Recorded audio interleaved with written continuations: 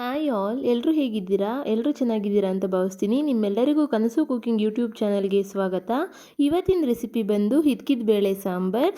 ಈ ರೆಸಿಪಿ ಮುದ್ದೆಗೆ, ಚಪಾತಿಗೆ, ಇಡ್ಲಿಗೆ, ಪೂರಿಗೆ, ದೋಸೆಗೆ ಎಲ್ಲದಕ್ಕೂ ಬೆಸ್ಟ್ ಕಾಂಬಿನೇಷನ್ ಅಂತಲೇ ಹೇಳ್ಬೋದು. ಬನ್ನಿ ಹೇಗೆ ಮಾಡೋದು ಅಂತ ನೋಡೋಣ. ನಾನಿಲ್ಲಿ ಪಾತ್ರೆಯಲ್ಲಿ ಮಾಡೋದನ್ನ ತೋರಿಸ್ತಿದ್ನಿ. ಪಾತ್ರೆಗೆ 3 ಟೇಬಲ್ ಸ್ಪೂನ್ ಎಣ್ಣೆ ಹಾಕ್ಕೊಂಡಿದ್ನಿ. ಎಣ್ಣೆ ಕಾದ ನಂತರ ಸಾಸಿವೆ ಹಾಕೋತೀನಿ. ಸಾಸಿವೆ ಸಿಡಿದ ನಂತರ ಒಂದು ಗೆಡ್ಡೆ ಬೆಳ್ಳುಳ್ಳಿ ಸೋಸ್ಕೊಂಡು ಅದನ್ನ ಜಜ್ಜಿ ಹಾಕ್ಕೊತೀನಿ. ನಂತರ ಇದಕ್ಕೆ ಒಂದು ದಪ್ಪ ಸೈಜ್ ಈರುಳ್ಳಿನ ಕಟ್ ಮಾಡಿಕೊಂಡು ಸ್ಲೈಸಾಗಿ ಕಟ್ ಮಾಡ್ಕೊಂಡು ಇಲ್ಲಿ ಹಾಕ್ಕೋತಾ ಇದ್ದೀನಿ. ಈರುಳ್ಳಿ ಕಲರ್ ಚೇಂಜ್ ಆಗೋವರೆಗೂ ಇದನ್ನ ಬಾಡಿಸ್ಕೊಬೇಕು. ಈರುಳ್ಳಿ ಕಲರ್ ಚೇಂಜ್ ಆದ ನಂತರ ಇದಕ್ಕೆ ಕರ್ಬೇವಿನ ಸೊಪ್ಪನ್ನ ಆ್ಯಡ್ ಮಾಡ್ಕೊತೀನಿ. ಕರ್ಬೇವಿನ ಸೊಪ್ಪನ್ನ ಹಾಕ್ಕೊಂಡು ನೀಟಾಗಿ ಇದಕ್ಕೆ ಬಾಡಿಸ್ಕೊಳ್ಳೋಣ. ನಾನಿಲ್ಲಿ ಪಾತ್ರೆಯಲ್ಲಿ ಹೇಗೆ ಮಾಡೋದು ಅಂತ ತೋರಿಸ್ತೀನಿ. ನಿಮಗೆ ಬೇಕು ಅಂತಂದರೆ ಕುಕ್ಕರಲ್ಲಾದರೂ ಮಾಡ್ಕೊಳ್ಳಿ. ನನಗೆ ಪಾತ್ರೆಯಲ್ಲಿ ಮಾಡಿದ್ರೆ ಈ ಸಾಂಬಾರು ಟೇಸ್ಟ್ ತುಂಬ ಇಷ್ಟ ಆಗುತ್ತೆ, ಅದಕ್ಕೋಸ್ಕರ ಪಾತ್ರೆಯಲ್ಲೇ ಮಾಡ್ತಿದ್ನಿ. ನಾನಿಲ್ಲಿ ಒಂದು ಅರ್ಧ ಕೆಜಿ ಆಗೋಷ್ಟು ಹಿದ್ಕಿದ ಬೇಳೆನ ಯೂಸ್ ಮಾಡ್ತಾಯಿದ್ನಿ. ಹಿದ್ಕಿದ ಬೇಳೆ ಹಾಕಿದ ನಂತರ ಅದನ್ನ ಸ್ವಲ್ಪ ಹೊತ್ತು ಫ್ರೈ ಮಾಡಬೇಕು. ಆ ಹಸಿ ಸ್ಮೆಲ್ಲೆಲ್ಲ ಹೋಗಬೇಕು. ಅದು ಫ್ರೈ ಆಗೋ ಅಷ್ಟರಲ್ಲಿ ನಾವು ಮಸಾಲೆ ರುಬ್ಗಳನ್ನ, ನಾನು ಇಲ್ಲಿ ಜಾಸ್ತಿ ಮಸಾಲೆ ಏನು ಯೂಸ್ ಮಾಡ್ತಾ ಇಲ್ಲ, ಸ್ವಲ್ಪ ಕಾಯಿ ಮತ್ತು ಸ್ವಲ್ಪ ಕೊತ್ತಂಬರಿ ಸೊಪ್ಪನ್ನ ಯೂಸ್ ಮಾಡ್ತಾ ಇದ್ದೀನಿ ಅಷ್ಟೇ. ನನಗೆ ಜಾಸ್ತಿ ಮಸಾಲೆ ಹಾಕಿದ್ರೆ ಈ ಸಾಂಬಾರು ಇಷ್ಟ ಆಗಲ್ಲ. ಹಿಂಗೊಂದ್ಸಲ ನೀವು ಟ್ರೈ ಮಾಡಿ ನೋಡಿ, ತುಂಬ ಚೆನ್ನಾಗಿರುತ್ತೆ ನಾಟಿ ಸ್ಟೈಲಲ್ಲಿ.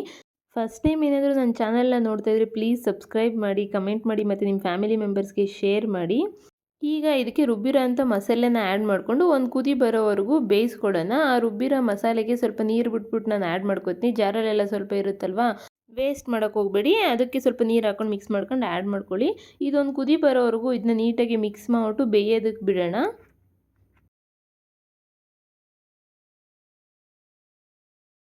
ಈಗ ಇದು ಹಸಿ ಸ್ಮೆಲ್ ಎಲ್ಲ ಹೋಗಿ ನೀಟಾಗಿ ಬೆಂದಿದೆ. ಇದಕ್ಕೆ ಮನೇಲೇ ಮಾಡಿರೋಂಥ ಧನಿಯಾ ಪುಡಿನ ನಾನು ಯೂಸ್ ಮಾಡ್ತಾಯಿದ್ದೀನಿ. ಒಂದು 3 ಟೇಬಲ್ ಸ್ಪೂನ್ ಇದಕ್ಕೆ ಧನಿಯಾ ಪೌಡ್ರ್ ಯೂಸ್ ಮಾಡ್ತೀನಿ ಮತ್ತು ಒಂದು ಹಾಫ್ ಟೇಬಲ್ ಸ್ಪೂನು ಖಾರದ ಪುಡಿ ಯೂಸ್ ಮಾಡ್ತೀನಿ. ನಮ್ಮ ಮನೆ ಖಾರದ ಪುಡಿ ಸ್ವಲ್ಪ ಸ್ಟ್ರಾಂಗ್ ಇದೆ, ಅದಕ್ಕೋಸ್ಕರ ಸ್ವಲ್ಪನೇ ಯೂಸ್ ಮಾಡ್ತೀನಿ. ನಿಮಗೆ ಖಾರಕ್ಕೆ ಎಷ್ಟು ಬೇಕೋ ಅಷ್ಟನ್ನ ನೀವು ಯೂಸ್ ಮಾಡ್ಕೊಳ್ಳಿ. ನಮ್ಮ ಮನೆ ಧನಿಯಾ ಪುಡಿ ಟೇಸ್ಟ್ ತುಂಬ ಚೆನ್ನಾಗಿದೆ, ಅದಕ್ಕೋಸ್ಕರ ನಾನು ಯಾವುದೇ ಸಾಂಬಾರ್ಗೂ ಜಾಸ್ತಿ ಏನು ಮಸಾಲೆ ರುಬ್ಬಕ್ಕೆ ಹೋಗಲ್ಲ. ನಿಮ್ಗೇನಾದರೂ ಸಾಂಬಾರು ಪೌಡ್ರದ್ದು ರೆಸಿಪಿ ಬೇಕು ಅಂತಂದರೆ ನನಗೆ ಕಮೆಂಟ್ ಮಾಡಿ ತಿಳಿಸಿ, ಹೇಗೆ ಮಾಡೋದು ಅಂತ ತಿಳಿಸ್ಕೊಡ್ತೀನಿ. ಆ ಪುಡಿನ ಹಾಕ್ಕೊಂಡು ನೀಟಾಗಿ ಮಿಕ್ಸ್ ಮಾಡಿಬಿಟ್ಟು ನಾನಿಲ್ಲಿ ಬಿಸಿನೀರು ಇಟ್ಕೊಂಡಿದ್ದೆ ಸಾಂಬಾರಿಗೆ. ಬಿಸಿನೀರನ್ನ ಆ್ಯಡ್ ಮಾಡ್ಕೊತಾ ಇದ್ದೀನಿ. ನೀವು ಬೇಕು ಅಂತಂದರೆ ತಣ್ಣೀರಾದರೂ ಆ್ಯಡ್ ಮಾಡ್ಕೋಬೋದು. ಬಿಸಿನೀರು ಹಾಕಿದ್ರೆ ಚೆನ್ನಾಗಿರುತ್ತೆ ಸಾಂಬಾರು ಅಂತಂದ್ಬಿಟ್ಟು ಬಿಸಿನೀರು ಆ್ಯಡ್ ಮಾಡ್ಕೋತೀನಿ. ಈಗ ಸಾಂಬಾರು ಕ್ವಾಂಟಿಟಿ ಎಷ್ಟು ಬೇಕು ಅಷ್ಟು ನೋಡಿಕೊಂಡು ನೀರನ್ನ ಆ್ಯಡ್ ಮಾಡ್ಕೊಳ್ಳಿ. ತುಂಬ ಗಟ್ಟಿಗೇನು ಮಾಡ್ಕೊಳಕ್ಕೆ ಹೋಗ್ಬೇಡಿ, ಸ್ವಲ್ಪ ತೆಳುನೇ ಮಾಡ್ಕೊಳ್ಳಿ. ಬೇಳೆ ಎಲ್ಲ ಬೆಂದಾಗ ಸ್ವಲ್ಪ ಗಟ್ಟಿನೇ ಆಗುತ್ತೆ. ಸಾಂಬಾರು ಸ್ವಲ್ಪ ಕುದಿ ಬಂದಾದಮೇಲೆ ಸಾಂಬಾರು ಗಟ್ಟಿ ಆಗುತ್ತೆ. ಅದರಿಂದ ಸ್ವಲ್ಪ ತೆಳ್ಳಗೇನೆ ಮಾಡ್ಕೊಳ್ಳಿ. ಬೆಂದಾದ್ಮೇಲೆ ನಿಮಗೆ ಕನ್ಸಿಸ್ಟೆನ್ಸಿ ಗೊತ್ತಾಗುತ್ತೆ ಹೆಂಗಾಗಿದೆ ಅಂತಂದ್ಬಿಟ್ಟು.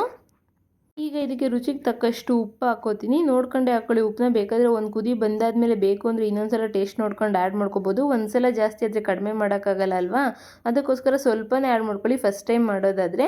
ನಿಮಗೆ ಅಳತೆ ಕರೆಕ್ಟಾಗಿ ಗೊತ್ತಾಗುತ್ತೆ ಅಂತಂದರೆ ಒಂದ್ಸಲ ನೀಟಾಗಿ ಹಾಕ್ಕೊಳ್ಳಿ. ನೀವೇನಾದರೂ ಕುಕ್ಕರಲ್ಲಿ ಮಾಡೋದಾದರೆ 1 ವಿಷಿಲ್ ಹಾಕ್ಸ್ಕೊಳ್ಳಿ ಸಾಕು. 2 ವಿಷಿಲ್ ಹಾಕ್ಸ್ಕೊಂಡ್ರೆ ತುಂಬ ಬೆಂದ್ಬಿಡುತ್ತೆ, ಕಾಳೆಲ್ಲ ಮೊಸರು ಮೊಸರು ಥರ ಆಗೋಗುತ್ತೆ. ಕಾಳು ಹೆಂಗಿದೆ ಹಂಗೆ ಸಿಕ್ಕಿದ್ರೆ ಟೇಸ್ಟ್ ತುಂಬ ಚೆನ್ನಾಗಿರುತ್ತೆ.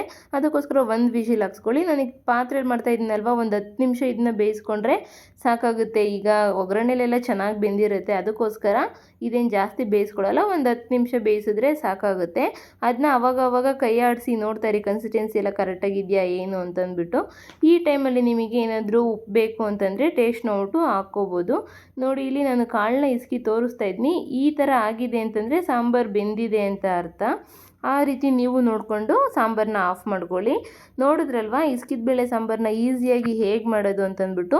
ಈ ರೆಸಿಪಿ ನಿಮ್ಗೆ ಇಷ್ಟ ಆಗಿದ್ರೆ ಖಂಡಿತ ಒಂದ್ಸಲ ಟ್ರೈ ಮಾಡಿ, ಹೇಗಿದೆ ಅಂತ ನನಗೆ ಕಮೆಂಟ್ ಮೂಲಕ ತಿಳಿಸಿ. Thank you for watching. Thank you all.